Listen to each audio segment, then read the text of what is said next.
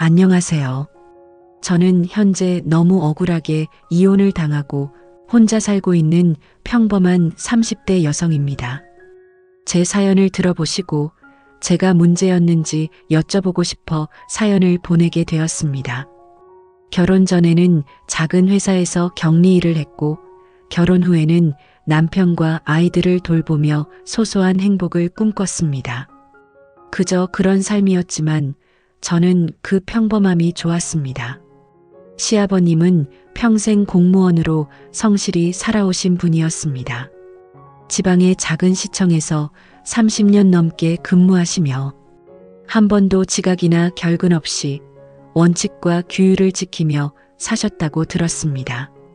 은퇴 후에도 그 원칙적인 모습은 변하지 않았고 저희 가족 모두에게 존경받는 어른이셨습니다.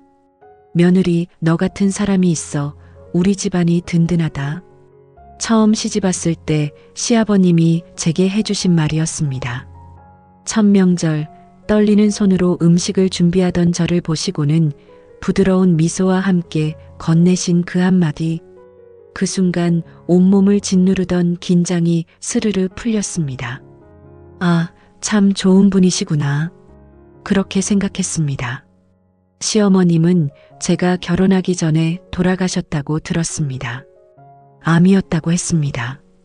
그래서 시아버님은 홀로 지내셨고 명절이나 큰 행사 때만 저희 집에 오셨습니다. 평소엔 당신 집에서 조용히 지내시길 좋아하셨죠. 남편은 바빴습니다.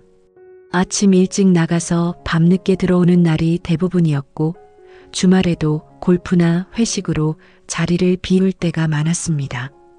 무뚝뚝한 성격 탓에 대화도 많지 않았습니다. 밥 먹었어? 응.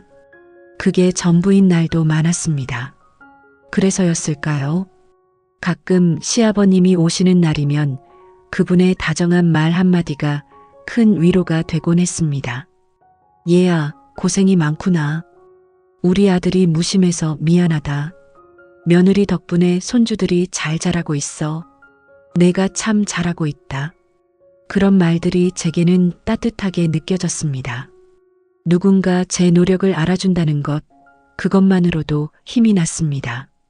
남편에게서 듣지 못하는 말들을 시아버님이 대신 해주시는 것 같았습니다. 시아버님은 언제나 단정한 차림이셨습니다. 집에 오실 때도 깔끔하게 다림질된 셔츠에 면바지, 그리고 반짝이는 구두. 은퇴하셨지만 여전히 현역 공무원처럼 보이셨습니다. 말씀도 또박또박 하셨고 손주들에게도 예의와 규칙을 가르치셨습니다. 할아버지, 이거 사주세요. 안 돼. 내가 원하는 걸 다 가질 순 없단다. 참는 것도 배워야지. 엄격하지만 따뜻한 그런 할아버지였습니다. 저는 그런 시아버님이 좋았습니다. 아니, 좋다고 믿었습니다. 제가 힘들 때 위로해 주시고 제 노력을 인정해 주시는 분, 그런 분이 계시다는 것만으로도 이 결혼 생활을 버틸 수 있었습니다. 하지만 그때는 몰랐습니다. 그 다정함이, 그 따뜻한 말들이 시간이 지나 제 삶을 송두리째 흔들어 놓을 줄은, 제가 원하지 않았던 방식으로, 제가 상상도 하지 못했던 방향으로 모든 게 뒤틀릴 줄은 전혀 몰랐습니다. 그저 좋은 시아버지라고만 생각했습니다. 다정한 어른이라고만 믿었습니다. 그게 제 첫 번째 실수였습니다. 은퇴 후 홀로 지내시던 시아버님께 병이 찾아온 건 제가 결혼한 지 5년째 되던 해였습니다. 처음엔 가벼운 감기인 줄 알았습니다. 하지만 기침이 2달 넘게 계속되었고 병원에 가신 시아버님은 폐렴 진단을 받으셨습니다. 입원 치료를 받으시고 퇴원하셨지만 그 이후로 건강이 예전 같지 않으셨습니다. 아버님, 저희 집에서 지내시는 게 어때요? 혼자 계시면 불편하실 텐데요. 제가 조심스럽게 말씀드렸을 때 시아버님은 고개를 저으셨습니다. 괜찮다. 내 집이 편하단다. 걱정 마라. 하지만 얼마 지나지 않아 시아버님은 다시 쓰러지셨습니다. 이번엔 뇌졸중이었습니다. 다행히 큰 후유증은 없었지만 한쪽 다리가 불편해지셨고 거동이 힘들어지셨습니다. 남편과 저는 다시 말씀드렸습니다. 이번엔 같이 사시자고. 하지만 시아버님은 여전히 완고하셨습니다. 난 내 집에서 살 거다. 너희한테 패 끼치고 싶지 않아. 그렇게 몇 달이 흘렀습니다. 저는 일주일에 서너 번씩 시아버님 댁을 방문해 청소를 하고 식사를 챙겨드렸습니다. 남편은 바빴습니다. 아니, 바쁘다는 핑계로 아버지를 돌보는 일에서 손을 뗐습니다. 여보, 당신도 가끔은 아버님 좀 보러 가요. 회사 일 때문에 시간이 없어. 당신이 잘하고 있잖아. 그 말이 전부였습니다. 결국 시아버님을 모시는 건 온전히 제 몫이 되었습니다. 어느 날 시아버님이 집에서 넘어지셨다는 연락을 받았습니다. 급히 달려갔더니 시아버님은 화장실 앞 바닥에 쓰러져 계셨습니다. 얼마나 그렇게 계셨는지 옷이 젖어 있었고 온몸이 떨리고 계셨습니다. 아버님, 저는 울면서 시아버님을 부축해 일으켰습니다. 119를 불렀고 병원에 모셨습니다. 다행히 큰 부상은 없었지만 의사는 단호하게 말했습니다. 혼자 생활하시기 힘든 상태입니다. 가족과 함께 지내셔야 합니다. 그날 시아버님은 결국 저희 집으로 오셨습니다. 얘야, 내 덕분에 내가 산다. 아픈 몸을 이끌며 제 손을 꼭 잡으시던 시아버님의 눈빛은 진심으로 느껴졌습니다. 눈가에 눈물까지 맺혀 있었습니다. 저는 그 모습에 가슴이 뭉클했습니다. 그래, 이게 맞는 거야. 아픈 어른을 모시는 게 며느리 도리지. 저는 그렇게 스스로를 다독였습니다. 남편은 변함없이 바빴지만 저는 시아버님을 정성껏 모셨습니다. 아침마다 죽을 끓여드렸고 약 시간을 챙겼으며 불편한 다리를 주물러 드렸습니다. 고맙다, 며느리야. 너 같은 며느리를 둬서 내가 복이 많구나. 시아버님은 자주 그런 말씀을 하셨습니다. 저는 그 말에 힘을 얻었습니다. 힘들었지만 인정받는다는 느낌이 좋았습니다. 하지만 시간이 지나면서 뭔가 미묘하게 달라지기 시작했습니다. 시아버님의 눈빛이 조금씩 변하는 것 같았습니다. 감사의 눈빛에서 뭐랄까 다른 무언가가 섞여 들어오는 느낌. 제 손을 잡으실 때도 예전보다 조금 더 오래, 조금 더 세게 잡으시는 것 같았습니다. 처음엔 제 착각이라고 생각했습니다. 아픈 노인분이 의지하시는 거겠지. 내가 예민한 거야. 그렇게 스스로를 설득하며 지냈습니다. 하지만 그 불편한 느낌은 점점 커져만 갔습니다. 그리고 그때는 몰랐습니다. 이게 시작일 뿐이라는 걸. 앞으로 제 삶이 어떻게 무너져 내릴지 저는 전혀 알지 못했습니다. 시아버님이 저희 집에서 함께 지내신 지 석 달쯤 지났을 때였습니다. 어느 날 저녁 남편이 퇴근하고 들어오자마자 시아버님이 거실로 나오셨습니다. 평소와 달리 표정이 진지하셨습니다. 아들, 내가 결심한 게 있다. 무슨 말씀이세요, 아버지? 내 집을 팔려고 한다. 남편과 저는 깜짝 놀랐습니다. 시아버님은 그 집을 무척 아끼셨습니다. 시어머님과 함께 살던 집이었고 30년 넘게 지키신 곳이었습니다.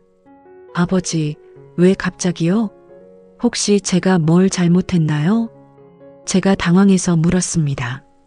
혹시 제 간병이 마음에 안 드셔서 다시 집으로 돌아가시려는 건가 싶었습니다. 아니야, 며느리. 내 잘못이 아니라네. 시아버님은 천천히 말씀을 이어가셨습니다. 나도 이제 늙었어. 언제까지 살지도 모르고 혼자서는 그 집을 지킬 수도 없지. 그런데 너희는 이 좁은 집에서 아이들 키우며 고생하고 있잖아. 내가 생각해봤는데 내 집 한 돈으로 너희가 더 큰 집으로 이사하면 어떨까? 아버지, 그게 무슨 말씀이세요? 저희는 괜찮아요. 남편이 황급히 말했지만 시아버님은 고개를 저으셨습니다. 아니야. 손주들도 넓은 데서 자라야지. 그리고 나도 더 편한 곳에서 지내고 싶구나. 방도 넓고 화장실도 여러 개 있는 곳 말이야. 이건 내 결정이니까 따르도록 해라. 시아버님의 목소리엔 평소의 온화함과 달리 단호함이 섞여 있었습니다. 공무원 시절의 그 원칙적인 모습이 다시 나타난 것 같았습니다. 결국 그 말씀대로 진행되었습니다. 시아버님의 집은 생각보다 높은 가격에 팔렸습니다. 재개발 예정 지역이라 집값이 많이 올라 있었던 것입니다. 그 돈으로 저희는 더 큰 아파트로 이사했습니다. 방 4개에 화장실 2개, 넓은 거실과 발코니까지 갖춘 30평대 아파트였습니다. 전에 살던 곳보다 2배는 넓었습니다. 와, 엄마, 우리 집 엄청 크다. 아이들은 좋아서 뛰어다녔습니다. 남편도 만족스러운 표정이었습니다. 아버지, 정말 감사합니다. 괜찮아.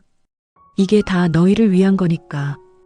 이사를 마친 날 저녁, 시아버님은 제 손을 잡으며 말씀하셨습니다. 며느리, 내가 나를 이렇게 잘 돌봐주니까 내가 이렇게라도 보답하고 싶었어. 앞으로도 잘 부탁한다. 그 말씀에 저는 눈물이 날 것 같았습니다. 감사함과 동시에 무거운 책임감이 어깨를 짓눌렀습니다. 이제 정말 더 잘 모셔야 해. 이렇게까지 해주셨는데. 저는 그렇게 다짐했습니다. 시아버님께 받은 은혜를 꼭 갚아야 한다고, 더욱 정성껏 모셔야 한다고 스스로에게 약속했습니다. 남편은 여전히 바빴습니다. 아니, 오히려 더 바빠진 것 같았습니다. 새 아파트로 이사한 뒤로 회식이 더 잦아졌고 주말 골프도 빠지지 않았습니다. 여보, 아버님 병원 모시고 가야 하는데 같이 가줄 수 있어요? 미안해. 오늘 중요한 미팅이 있어. 당신이 다녀와. 그런 대화가 반복되었습니다. 결국 시아버님을 돌보는 건 여전히 저 혼자였습니다. 하지만 괜찮다고, 이 정도는 할 수 있다고 생각했습니다. 시아버님이 저희에게 이렇게 큰 은혜를 베푸셨으니까요. 그런데 새 집으로 이사한 지 일주일쯤 지났을 때였습니다. 며느리야, 잠깐 내 방으로 좀 와줄래? 저녁 늦은 시간 시아버님이 저를 부르셨습니다. 남편은 회식으로 나가고 없었고 아이들은 잠들어 있었습니다. 네, 아버님. 무슨 일이세요? 허리가 아파서 말이야. 좀 주물러 줄 수 있겠니? 그럼요, 당연하죠. 저는 시아버님 방으로 들어갔습니다. 하지만 그날 밤 뭔가 이상한 느낌이 들었습니다. 시아버님의 눈빛이 예전과 달랐습니다. 그게 시작이었습니다. 새 집에서의 새로운 생활. 하지만 그 속에 숨겨진 어둠을 저는 아직 모르고 있었습니다. 처음엔 정말 단순한 부탁이라고 생각했습니다. 며느리야, 허리가 아파서 그러는데 좀 주물러 줄 수 있겠니? 네, 아버님. 저는 시아버님의 허리를 주물러 드렸습니다. 하지만 그 시간이 점점 길어졌습니다. 처음엔 10분, 그 다음엔 20분, 그리고 어느새 1시간씩 시아버님 방에 있게 되었습니다. 아, 시원하다. 역시 며느리 손은 약손이야. 시아버님은 만족스러운 표정으로 말씀하셨습니다. 그리고 어느 순간부터 제 어깨를 두드리기 시작하셨습니다. 고맙다, 며느리야. 톡톡 어깨를 두드리는 손길. 처음엔 대수롭지 않게 여겼습니다. 하지만 그 손길이 점점 오래 머물렀습니다. 어깨에서 등으로, 등에서 팔로, 무심한 듯 스치는 그 손길이 저를 불편하게 만들었습니다. 그리고 거리가 가까워졌습니다. 예전엔 적당한 거리를 두고 대화하셨는데 어느 순간부터 시아버님은 제 바로 옆에 앉으셨습니다. 팔이 닿을 정도로 가까이. 며느리, 오늘 기분이 안 좋아 보이는구나. 무슨 일 있니? 손을 잡으셨습니다. 꽉. 생각보다 강한 힘으로. 그리고 오래 놓지 않으셨습니다. 아니에요. 괜찮아요. 저는 어색하게 웃으며 손을 빼려 했지만 시아버님은 더 세게 잡으셨습니다. 힘들면 말해. 할아버지한테는 뭐든 말할 수 있어. 할아버지가 아니라 아버님인데 왜 할아버지라고 하시는 걸까? 그 순간 등골이 오싹했습니다. 며칠 후 시아버님은 갑자기 큰 상자를 제 앞에 내밀었습니다. 이거 내 거야. 네. 이게 뭔데요? 상자를 열자 명품 가방이 들어 있었습니다. 백화점에서 봤던 몇백만 원은 좋게 하는 그 가방이었습니다. 아버님, 이게 무슨... 받아. 내가 나를 이렇게 잘 돌봐주는데 이 정도는 해줘야지. 안 돼요.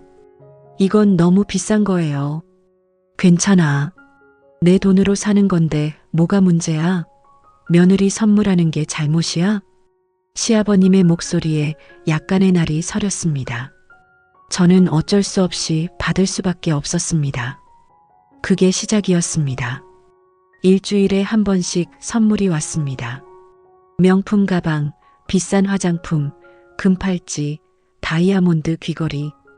거절할 때마다 시아버님의 표정이 굳어졌고 저는 점점 거절할 수 없게 되었습니다. 이건 내 마음이야.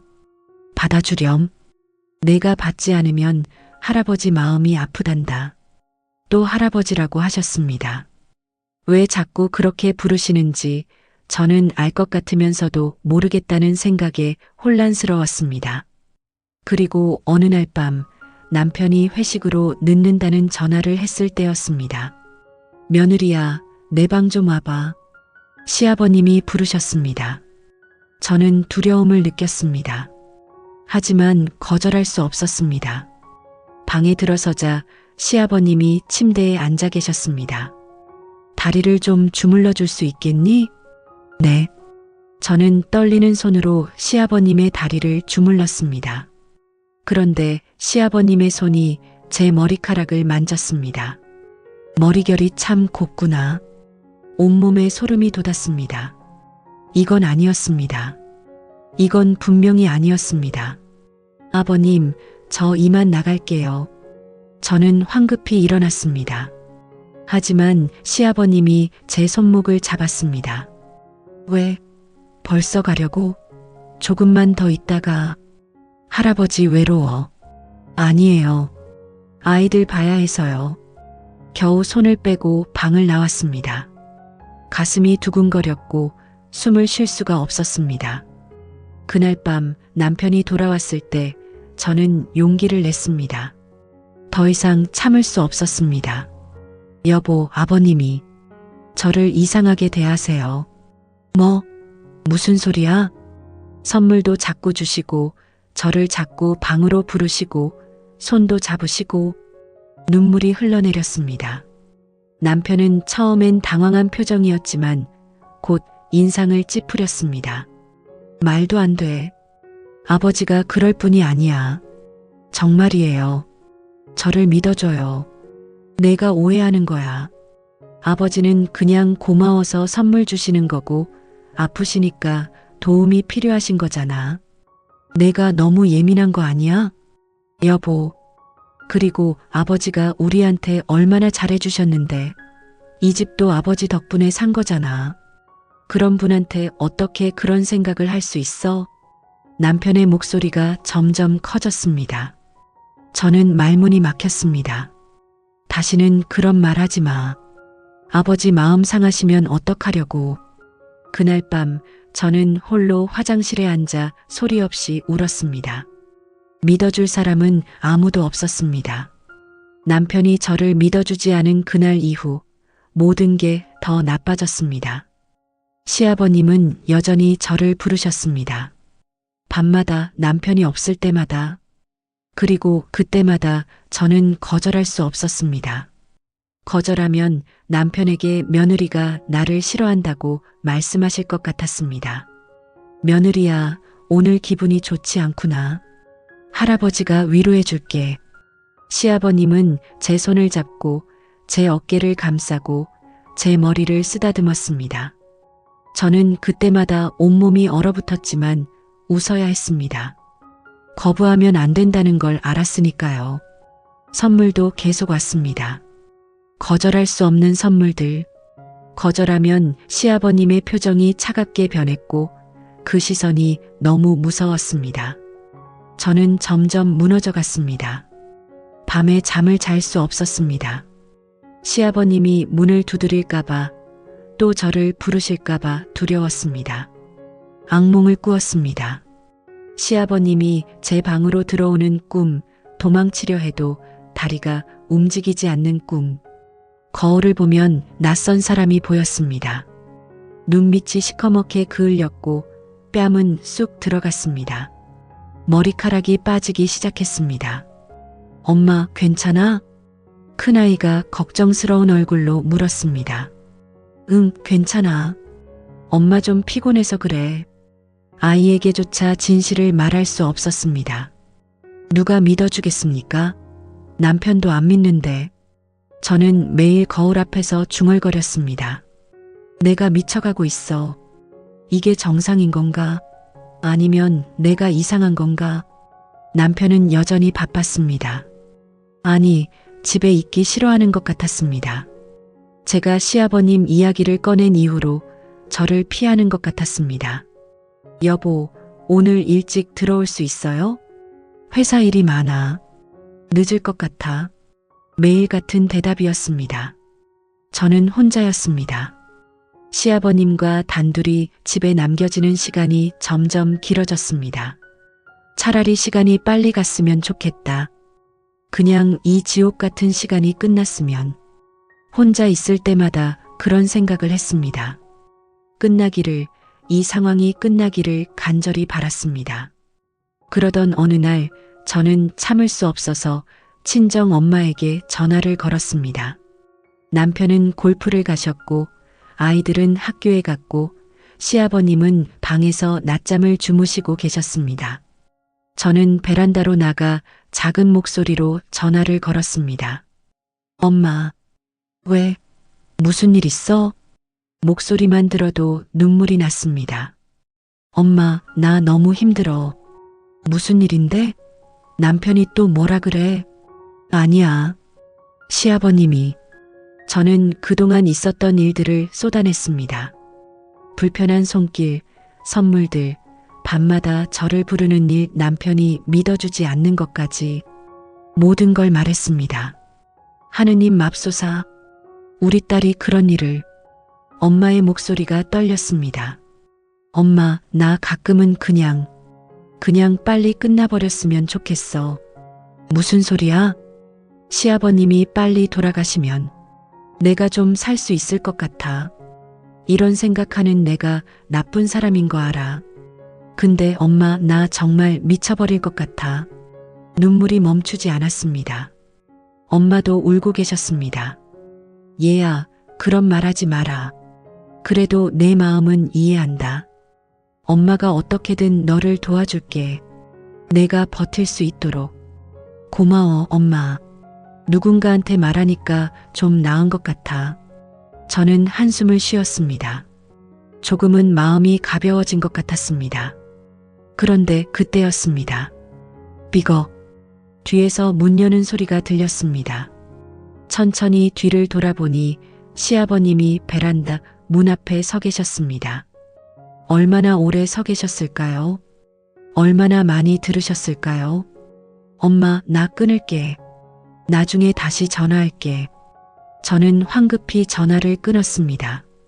시아버님은 아무 말씀도 하지 않으셨습니다. 그저 저를 바라보고 계셨습니다. 그런데 그 눈빛이 처음 보는 눈빛이었습니다. 차갑고 예리하고 경직된 얼굴. 평소의 다정한 모습은 온데간데 없었습니다. 아버님, 아무것도 아니야. 화장실 가려다가 그냥. 시아버님은 그렇게 말씀하시고는 돌아서서 방으로 들어가셨습니다. 하지만 저는 알았습니다. 들으셨다는 걸.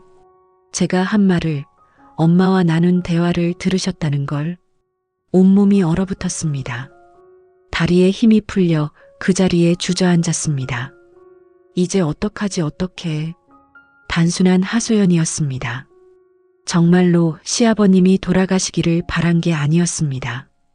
그냥 너무 힘들어서 내뱉은 말이었습니다. 하지만 누군가에게는, 특히 당사자에게는 그 말이 저주처럼 들렸을 것입니다. 그날 이후 시아버님은 저를 다시 부르지 않으셨습니다. 선물도 주지 않으셨습니다. 그저 조용히 저를 관찰하고 계셨습니다. 그게 더 무서웠습니다. 폭풍전야 같았습니다. 무언가 큰일이 일어날 것 같은 불길한 예감이 저를 짓눌렀습니다. 시아버님이 제 통화를 들으신 이후 일주일 동안은 이상할 정도로 조용했습니다. 시아버님은 저를 부르지 않으셨습니다. 식사 시간에도 말씀이 없으셨고 저와 눈을 마주치는 일도 없으셨습니다. 그저 당신 방에만 계셨습니다. 혹시 제 말을 못 들으신 걸까? 저는 한편으로 안도했지만 다른 한편으로는 더 불안했습니다. 태풍이 오기 전에 고요함 같았습니다. 그리고 그 예감은 적중했습니다. 남편이 여름휴가로 아이들을 데리고 제주도에 가자고 했습니다. 나는 아버님 모셔야 하니까 못 가요. 아버지는 집에서 쉬신대. 우리끼리 다녀오자. 아이들도 바다 보고 싶어 해. 그래도 당신도 좀 쉬어야지. 요즘 너무 힘들어 보여. 결국 저는 남편과 아이들을 따라 제주도로 갔습니다. 시아버님은 집에 혼자 남기를 원하셨습니다. 다녀오너라. 나는 혼자 있는 게 편하다. 사흘간의 여행이었습니다. 바다를 보고 아이들과 놀고 맛있는 음식을 먹었습니다. 하지만 마음 한구석이 계속 불안했습니다. 아버님은 괜찮으실까? 여행 마지막 날 밤 저는 집에 전화를 걸었습니다. 아버님 괜찮으세요? 불편한 거 없으세요? 괜찮다. 걱정 마라. 목소리는 평온했습니다. 하지만 왠지 모르게 섬뜩했습니다. 다음 날 우리는 집으로 돌아왔습니다.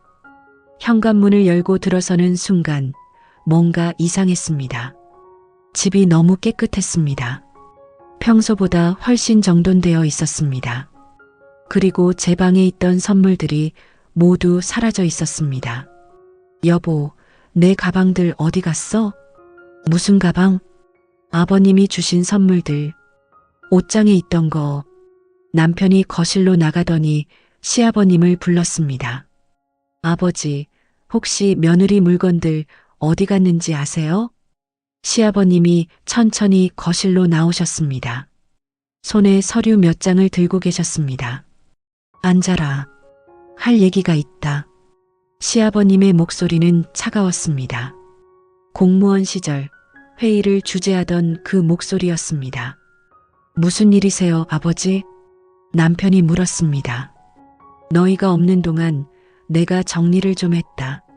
시아버님은 서류를 테이블 위에 펼쳤습니다. 그건 집 등기부등본이었습니다. 이 집은 내 돈으로 산 거다. 명의는 너희 이름으로 했지만 실질적으론 내 집이지. 아버지, 그게 무슨... 그리고 내가 며느리에게 준 선물들. 영수증을 다 챙겨뒀다. 총 3천만 원어치가 넘는다. 남편의 얼굴이 하얗게 질렸습니다. 왜 갑자기 이런 말씀을? 시아버님은 저를 똑바로 쳐다보셨습니다. 내 아내가 나한테 죽으라고 했다. 네, 내가 직접 들었다. 친정어머니와 통화하는 걸 말이야. 시아버님이 빨리 돌아가시면 내가 좀 살 수 있을 것 같다고 했어. 순간 방 안의 공기가 얼어붙었습니다. 아버지, 그게... 남편이 저를 돌아봤습니다. 눈빛에 분노가 가득했습니다. 정말이야? 정말 그런 말을 했어? 여보, 그건 그냥 하소연이었어. 나 너무 힘들어서. 힘들면 그런 말을 해도 돼? 우리한테 이렇게 잘해주신 아버지한테? 남편의 목소리가 떨렸습니다. 시아버님은 계속 말씀하셨습니다. 나는 선의로 며느리를 대했다. 고마워서 선물도 주고 너희가 편하게 살라고 집도 사줬지. 그런데 며느리는 나를 짐으로 생각했어. 빨리 죽기를 바라는 짐으로. 아니에요. 그게 아니에요. 저는 울면서 소리쳤습니다. 아버님이 저를 이상하게 대하셔서 힘들었어요. 자꾸 저를 부르시고 손을 잡으시고 선물을 강요하시고 남편이 어이없다는 표정을 지었습니다. 시아버님은 차분하게 말씀하셨습니다. 나는 아픈 몸으로 며느리에게 도움을 청했을 뿐이야. 고마운 마음에 선물을 준 것뿐이고, 그런데 며느리는 그걸 이상하게 받아들였지. 그리고 나한테 죽으라고 했어. 아니에요. 여보, 믿어줘. 제발. 하지만 남편의 눈빛은 이미 차갑게 식어 있었습니다. 너 정신 좀 차려. 아버지가 우리한테 얼마나 잘해주셨는데. 이 집도 내가 가진 것들도 다 아버지 덕분이잖아. 그런데 돌아가시길 바란다고? 그게 아니라니까. 내 말 좀 들어봐. 이제 내 말은 안 믿어. 아버지 말씀이 맞는 것 같아. 내가 이상한 거야. 그날 밤 남편은 아이들과 함께 집을 나갔습니다. 시댁으로 간다고 했습니다. 저는 혼자 남았습니다. 시아버님과 단둘이. 며느리. 시아버님이 제 앞에 섰습니다. 그 얼굴엔 예전의 다정함은 없었습니다. 내가 뭘 생각하든, 내가 뭘 말하든 아무도 믿지 않을 거야. 이 집도 내가 가진 것들도 다 내가 준 거니까. 그 목소리는 너무나 냉정했습니다. 나는 평생 공무원으로 살았어. 증거를 남기는 법, 사람들을 설득하는 법을 잘 알지. 시아버님은 돌아서서 방으로 들어가셨습니다. 저는 그날 밤 거실 바닥에 주저앉아 울었습니다. 모든 게 무너졌습니다. 남편이 아이들을 데리고 떠난 지 사흘이 지났습니다. 전화를 걸어도 받지 않았습니다. 문자를 보내도 답이 없었습니다. 아이들 목소리라도 듣고 싶어서 몇 번이고 전화를 했지만 결국 번호가 차단되었습니다. 시아버님은 여전히 집에 계셨습니다. 우리는 같은 공간에 있었지만 말을 섞지 않았습니다. 시아버님은 당신 방에만 계셨고 저는 거실에서 멍하니 시간을 보냈습니다. 일주일 후 남편에게서 연락이 왔습니다. 문자 한 통이었습니다. 이혼하자. 변호사 선임했어. 위자료는 요구하지 마. 아버지한테 받은 것들로 충분하잖아. 손이 떨렸습니다. 이혼. 그 두 글자가 눈앞에서 흔들렸습니다. 여보, 제발 한 번만 만나줘. 내 얘기 좀 들어줘. 답장을 보냈지만 읽지도 않았습니다. 저는 친정에 전화를 걸었습니다. 엄마, 나 이혼한대. 남편이 아이들 데리고 나가고 나한테 이혼하자고. 엄마의 목소리가 떨렸습니다. 엄마, 나 어떡해. 일단 집으로 와. 당장 나와.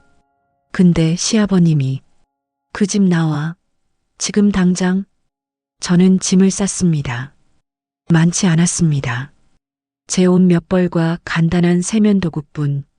시아버님이 주신 선물들은 이미 다 사라진 뒤였으니까요. 집을 나서려는데 시아버님이 방에서 나오셨습니다. 어디 가니? 친정에 다녀올게요. 그래, 그게 좋겠구나. 시아버님은 아무렇지 않게 말씀하셨습니다. 마치 처음부터 이렇게 될 걸 알고 계셨던 것처럼. 친정에 도착했을 때 엄마가 울면서 저를 안아주셨습니다. 우리 딸, 내가 미안하다. 내가 너를 지켜주지 못해서. 엄마 잘못이 아니야. 하지만 다음 날 친정 분위기가 이상했습니다. 아버지가 심각한 얼굴로 저를 불렀습니다. 내 시아버지한테 전화가 왔다. 네, 내가 자기한테 죽으라고 했다는데 그게 사실이냐? 아빠, 그건. 대답해. 사실이냐? 아버지의 목소리가 차가웠습니다. 그냥 하소연이었어. 너무 힘들어서. 하소연으로 그런 말을 하냐? 너 평생 공무원으로 살아온 어른한테? 아빠. 그리고 그분이 너한테 3천만 원 넘는 선물을 했다는데 그것도 사실이냐? 그건 제가 원한 게 아니에요. 아버님이 주신 거예요. 저는 거절했는데. 거절했으면 받지 말았어야지. 받아놓고 뒤에서 죽으라고 하는 게 말이 되냐? 아버지가 소리쳤습니다. 엄마도 아무 말이 없었습니다. 너희 시아버지가 그러시는데 집도 당신 돈으로 사주셨다며? 그런 분한테 내가 어떻게 그럴 수가 있어? 제 말 좀 들어봐요. 시아버님이 저를. 그만해. 내가 너를 그렇게 키우지 않았어. 은혜를 원수로 갚는 사람으로 키우지 않았단 말이야. 아버지는 돌아서 버렸습니다. 엄마는 난처한 표정으로 저를 바라봤습니다. 얘야, 엄마도 뭐라 할 말이 없구나. 그날 밤 친정 밥상에 제 자리는 없었습니다. 사흘 후 저는 친정에서도 나와야 했습니다. 미안하다. 내 아버지가 계속 화를 내셔서 조금만 따로 지내다가 상황이 정리되면 다시 오너라. 엄마가 몰래 용돈을 쥐어주었습니다. 하지만 그게 전부였습니다. 저는 고시원에 방을 얻었습니다. 작은 방 하나. 창문도 없는 그곳이 제 새 집이 되었습니다. 이혼 조정이 시작되었습니다. 변호사를 선임할 돈이 없어서 혼자 나갔습니다. 조정위원이 물었습니다. 남편 측에서는 부인이 시아버님께 폭언을 했고 과도한 선물을 요구했다고 주장하는데요. 아니에요. 제가 요구한 게 아니에요. 하지만 실제로 3천만 원 상당의 선물을 받으셨죠? 영수증이 다 있습니다. 그건 거절했는데 계속 주셔서. 그럼 왜 안 돌려드렸나요? 말문이 막혔습니다. 왜 안 돌려드렸을까요? 거절하면 시아버님 표정이 무서워서? 그런 말을 하면 믿어줄까요? 그리고 시아버님이 돌아가시길 바란다고 친정어머니께 말씀하신 것도 사실이죠? 그건 그냥 너무 힘들어서 한 말이었어요. 아무리 힘들어도 그런 말은 하면 안 되는 거 아닌가요? 조정은 남편에게 유리하게 흘러갔습니다. 양육권도 재산 분할도 모든 것이 남편 쪽으로 넘어갔습니다. 아이들만이라도. 부인이 정신적으로 불안정한 상태라고 판단됩니다. 양육권은 남편에게 가는 게 맞습니다. 모든 게 끝났습니다. 지금 저는 고시원에서 편의점 야간 알바를 하며 살고 있습니다. 하루 벌어 하루 먹고 사는 삶입니다. 아이들은 만날 수 없습니다. 면접 교섭권도 제한되었습니다. 1년에 4번 1시간씩만 만날 수 있습니다. 친정과도 연락이 끊겼습니다. 명절에 전화를 걸어도 받지 않습니다. 저는 혼자입니다. 완전히 혼자입니다. 억울합니다. 정말 억울합니다. 분명히 제겐 이유가 있었습니다. 시아버님의 이상한 행동, 불편한 손길, 강요된 선물들, 그 모든 게 저를 미치게 만들었습니다.